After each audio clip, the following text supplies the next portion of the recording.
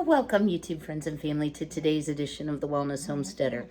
So this little booger has been a bit mischievous this morning. He got me up, what time?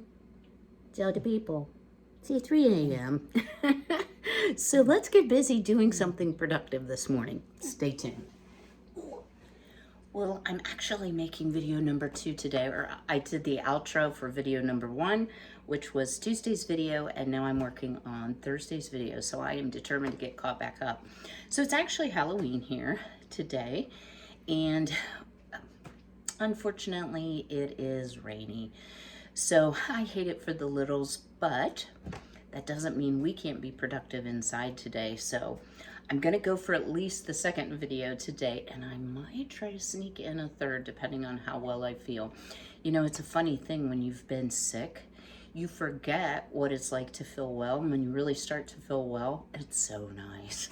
So, y'all know I love bagels. Well, you might not know that, but I do. And I have never made bagels, so let me just say that.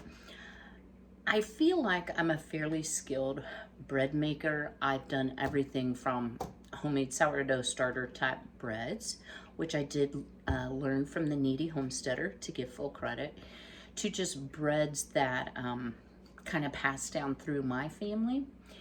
So, and bread machine as well. But today I thought, you know, let's try to make some bagels. So there are basically 2 approaches you could use to make bagels. One is easy and may not taste like a New York style high-end bakery bagel. But honestly, in Cedarville, Ohio, you can't even buy bagels. You have to go to the next big town. The second type is more like a pro level type bagel. And I found, and I'm not going to do that one, y'all, but today, Brian Langstrom at home is at the channel, and oh my word, I mean, these bagels take like 4 days, and I'm like, I'm out of bagels. I don't have 4 days, right? So this recipe that I'm going to be doing today will be coming from Living Traditions Homestead. The gentleman made them. His name is Kevin. They will have no idea who I am, but I will leave a link in the description box below. So it is 7:14. Y'all, we're getting ready to change our clocks in less than a week, and it is still pretty much pitch black. I know it's cloudy here today, but the chicken girls are going to be definitely balking an hour earlier when we turn the clocks back. So I'm usually up, so it isn't a big deal, but they're still asleep. So let's get started measuring our ingredients for our, what I'm calling, easy bagels. Stay tuned. All right. So the first thing I did was pulled out my KitchenAid mixer, and I'm going to start with forgetting something already. But I try so hard to be prepared, and I never am. But we're going to start with 4 cups of bread flour. Now, here's a little tip for you all. And you've seen me make bread where I don't do this, but if you're really trying to make an accurate bread, not scooping your cup into your container will give you more accurate measurements. So there's 1.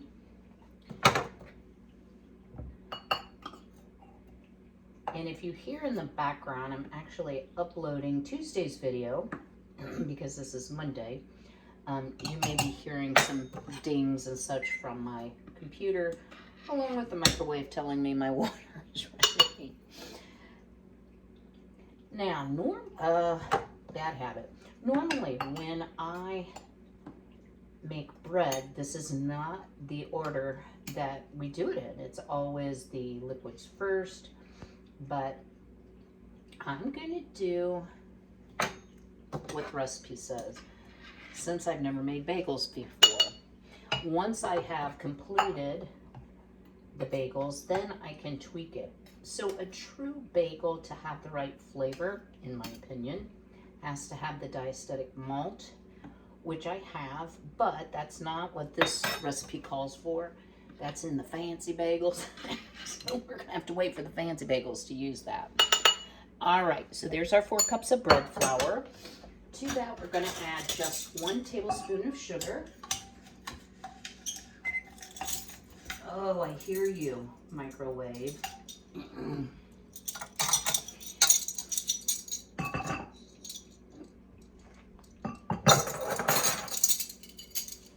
1½ teaspoons of salt.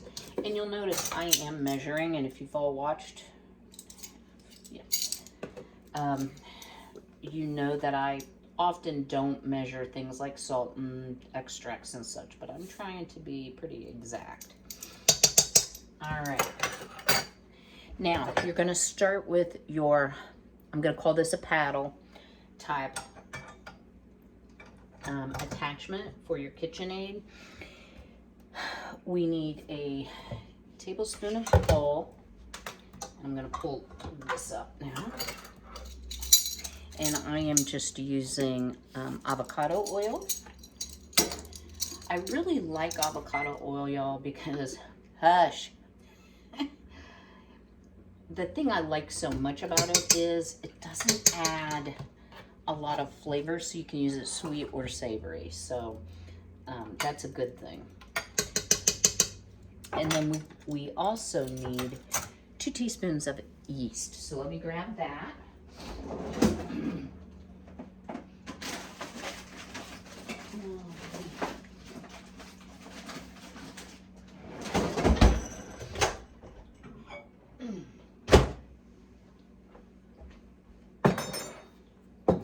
Now, normally I don't like my salt and my yeast to touch.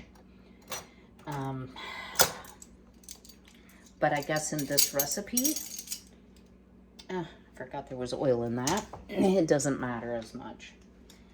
We shall find out. These may be incredibly bad flops. So I'm going to just start this on like a 1. Sprinkle in my yeast.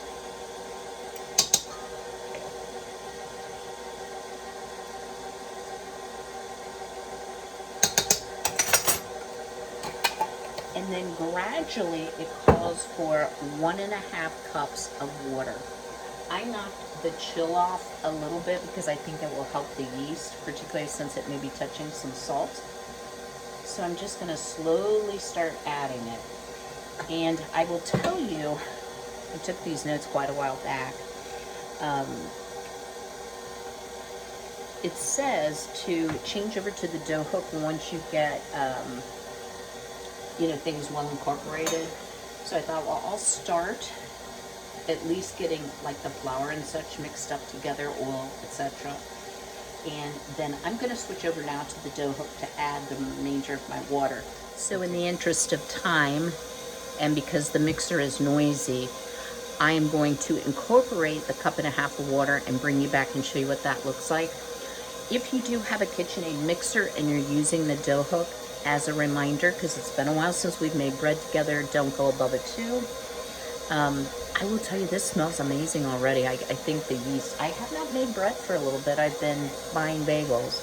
So at Walmart, the 5 generic bagels are up to $3.29. And I was able to buy consistently at Aldi the 6 bagels for $1.99, and they're up to $2.19, which is a 20-cent increase for 6. But I thought, I've been promising myself I'm going to do this. I'm just going to do it. So stay tuned. I'll bring you right back. All right, I'll try to speak up.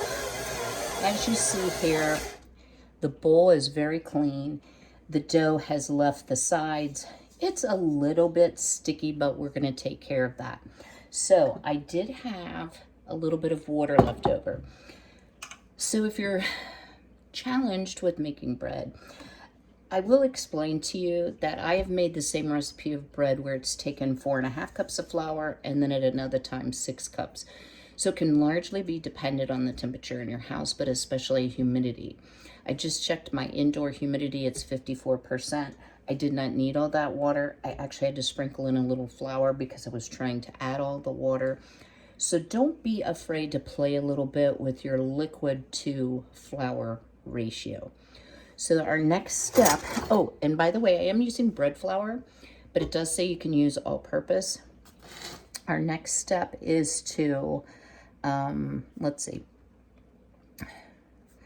Knead on a lightly floured board and shape into a ball. We're going to divide it into 8 pieces with a sharp knife and roll them into a ball. Cover and let rest for 15 minutes, and they will only rise very slightly.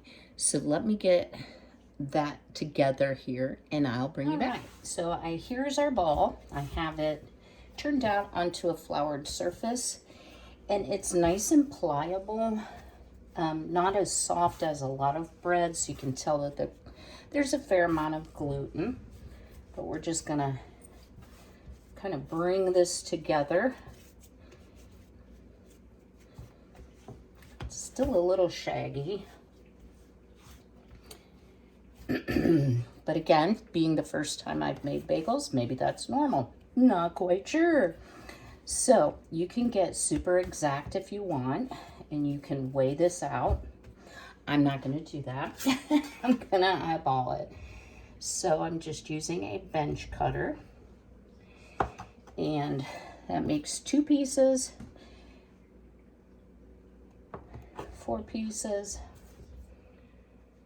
Obviously you want to get as close as you can. 6, 7,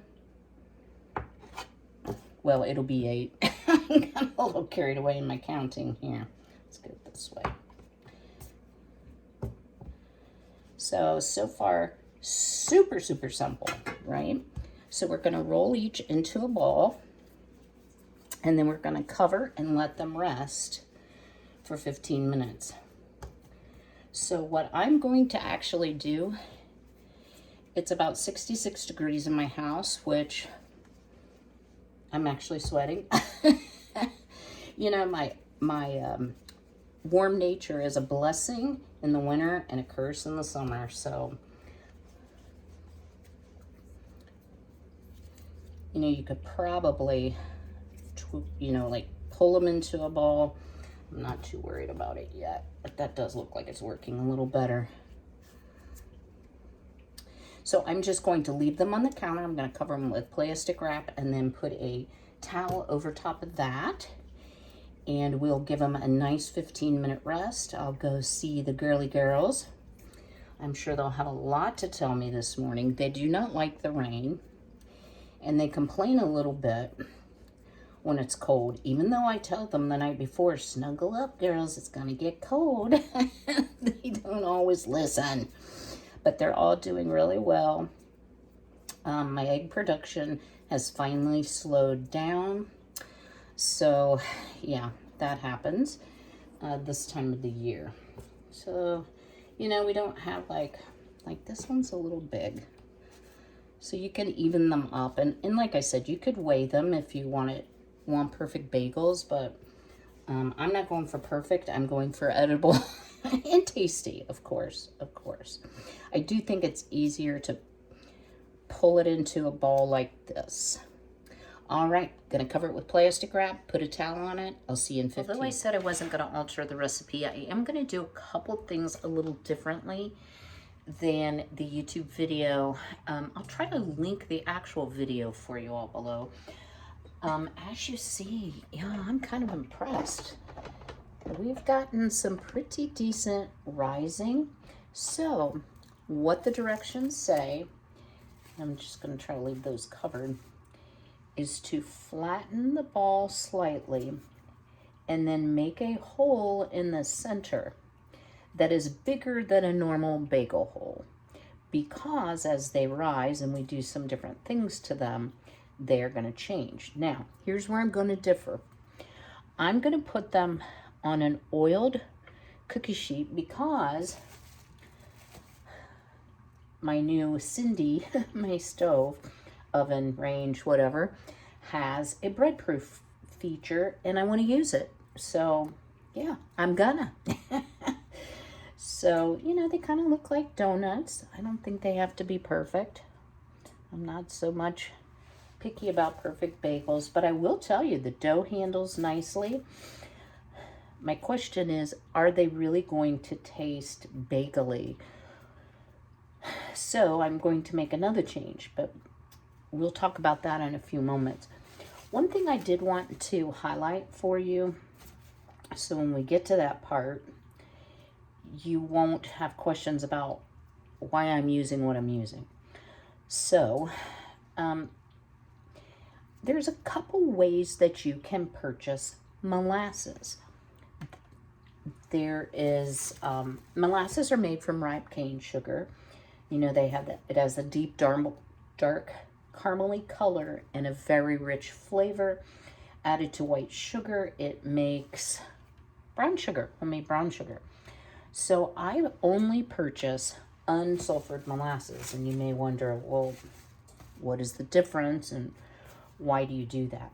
So molasses can be preserved with sulfur dioxide. So in the cooking universe, and again, guys, I'm no expert, y'all know that, it's considered to be a much purer flavor. For me, I just don't want anything added to my food that doesn't need to be in there. And that's just a me thing. I don't know if everyone can taste the difference. I believe I can, but I grew up on molasses. Sorghum. All right. So here is what our bagels look like. I am going to put them in the oven, and it's only 95 degrees. I'm going to go ahead and turn off the bread proof, and I'm going to let these sit for 20 minutes. No, we're not done yet because bagels have to be boiled. All right, guys, next steps. I'm super pleased. Look. So we got some good rising. You know, are they absolutely perfect? That would be negative. Oh, Lord, y'all. I have a question for you. Drop me a comment below. Let me flip around here. So, am I the only person who has like every utensil but never has the right one or can't find it? I love kitchen gadgetry. So, what you do with a bagel is you put it into a pot of boiling water. Now, here's where I'm going to depart a little bit from the recipe. So true bagels, if you think about, let's say a restaurant type bagel, has a little bit of sweetness to that external crust. And that generally comes from adding the molasses. So that's why I talked about unsulfured molasses. Let me get this lid on straight. I buy mine from Azure. Ooh. And this is the color. And I buy it in the gallon because as long as you keep the lid on tight and keep it stored in a cool, dry place, it's absolutely fine.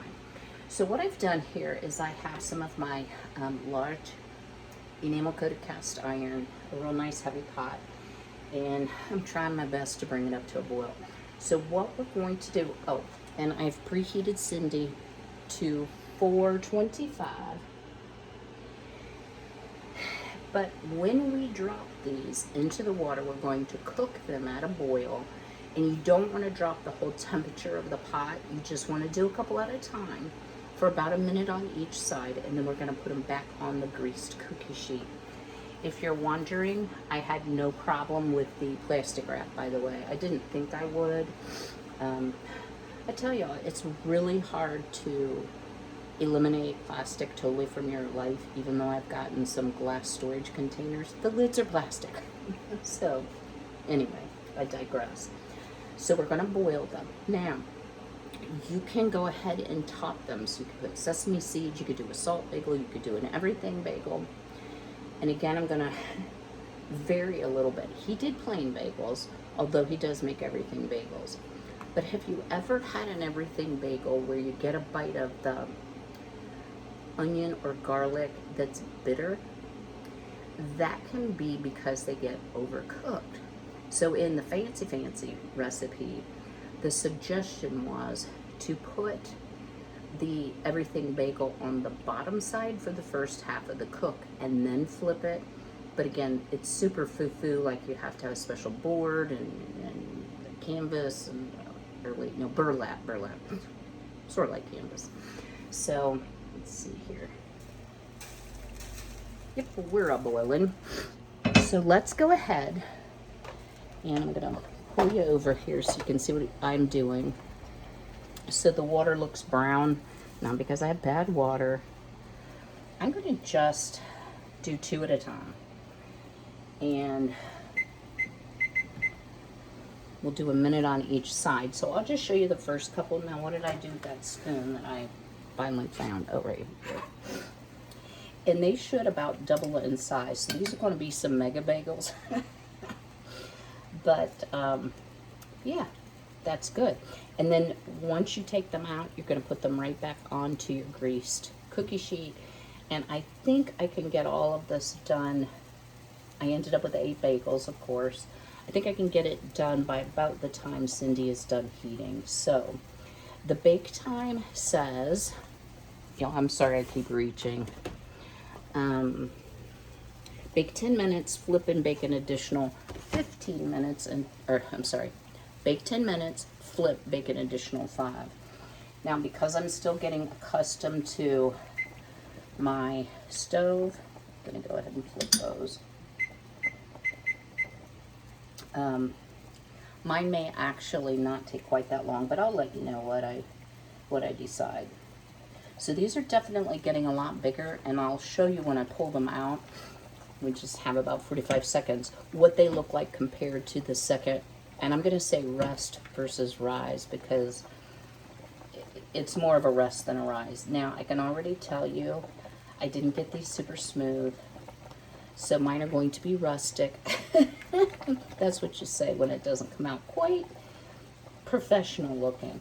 But as long as they taste good, y'all, I really don't mind the fact that they may look rustic.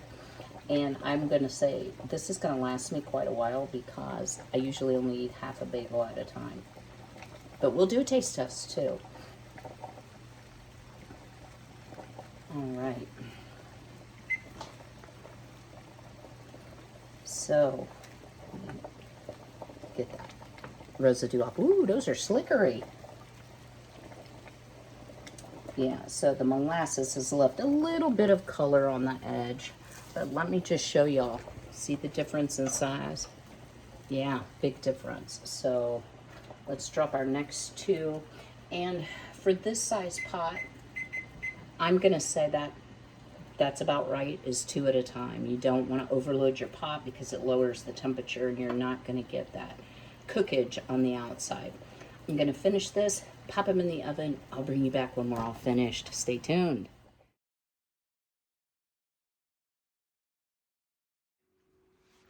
Well, y'all, we have bagels. So it did take me the full 15 minutes.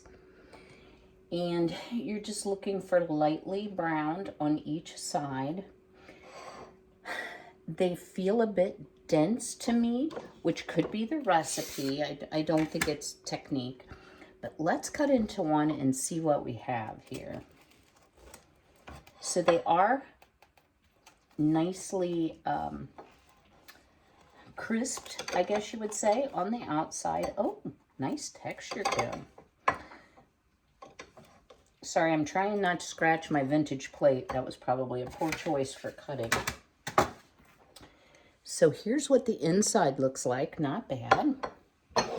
And of course we need a little bit of butter on it. Smells really yeasty, more yeasty than a bagel normally does. But again, you know, this is some very basic bread type ingredients, so it may taste a little bit more like a bread than a true bagel. But let's give it a taste. One bite. Oh my word.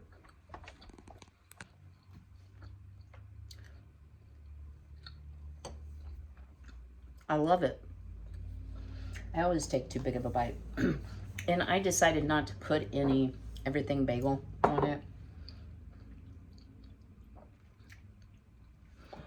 Has the perfect chew to the crust that you like to have on a bagel.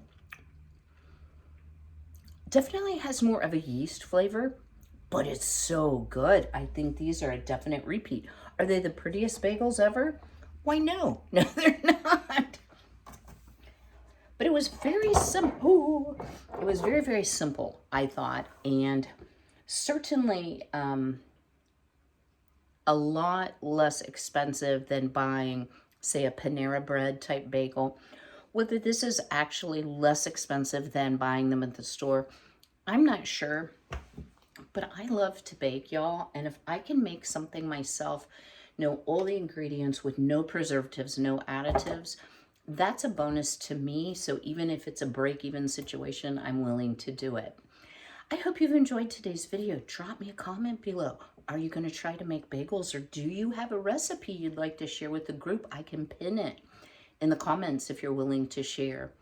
I will see you all on Saturday. And Lord willing, we're going to do something we haven't done for a very long time that you all seem to like. It's kind of a craft, kind of. So stay tuned for that. I'm not going to tell you what it is. So until I see you again, be healthy, be well, be blessed. Take care.